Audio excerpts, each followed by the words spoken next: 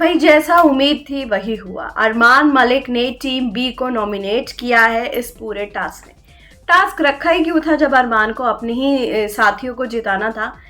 देखिए जब ये टास्क चल रहा था मेरे दिमाग में एक ही चीज़ थी। टीम ए में है रणवीर शौरी, कृतिका मलिक और नेजी। टीम बी में है लवकेश, सना मकबूल और सई केतन। अरमान मलिक के अगर दिमाग को रेट किया जाए तो उसके लिए सबसे ज़्यादा important through out the show कौन है? उसकी बीवी और रणवीर शौरी। और जिस टीम में रणवीर शौरी और कृतिका मलिक थे, अरमान मलिक उसी टीम को बचाएगा। भले ही नेजी भी उसमें सेफ हो जाए, उससे कोई लेना देना नहीं है, लेकिन उसकी बीवी और रणवीर शौरी सेव होने चाहिए। क्योंकि अरमान मलिक के जो सीधा सीधा टारगेट हैं अब वो हैं लवकेश कटारिया और सना मकबूल।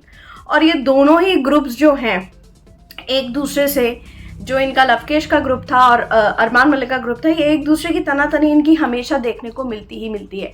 लेकिन इस टास्क में बहुत से लोग थे जिन्होंने डिसअपॉइंट किया।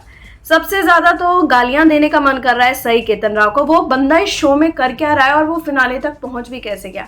उस बंदे ने रणवीर शौरी की हंसी को रोकने के लिए कुछ नहीं किया, क्योंकि उसे अपनी दोस्ती निभानी थी।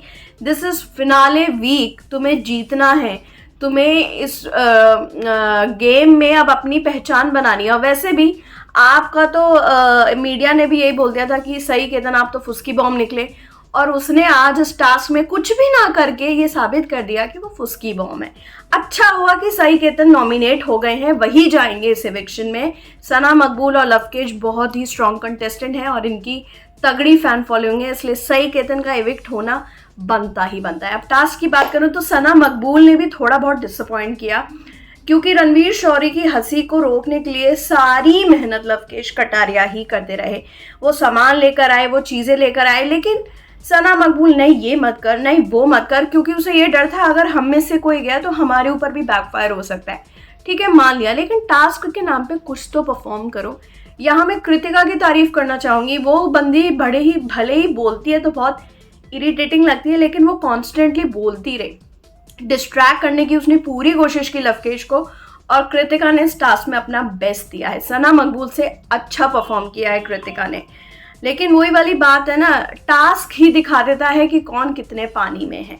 लवकेश कटारिया थ्रू आउट रणवीर को टारगेट करते रहे। सना मकबूल थोड़ी देर करती रही, बट वो बैठ गई कि पता है रणवीर शौरी को तो वो बीट नहीं कर सकती हैं।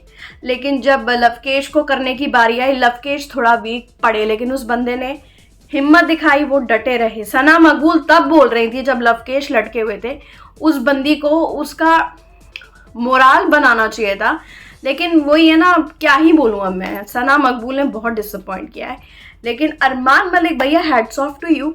आप संचालक बने ही क्यों थे? आप कॉन्स्टेंटली क्यों देख रहे थे कंटेस्टेंट्स को, जब आपको अपनी बीवी और रणवीर शौरी को ही बचाना था? अरमान, लवकेश, सना और सई में से सई सबसे वीक हैं, और इस नॉमिनेशन में तो मुझे लगता है सई केतन राव ही इविक्ट होंगे। आप लोग क्या कहना चाहेंगे इस पर? आपको टास्क कैसा लगा? अरमान मलिक फेयर थे या नहीं? आपको किसकी परफॉर्मेंस अच्छी लगी, किसने आपको डिसअपॉइंट किया? बताइए अपनी राय कमेंट सेक्शन में, और गॉसिप आंटी को सब्सक्राइब करना बिल्कुल नहीं भूलिएगा।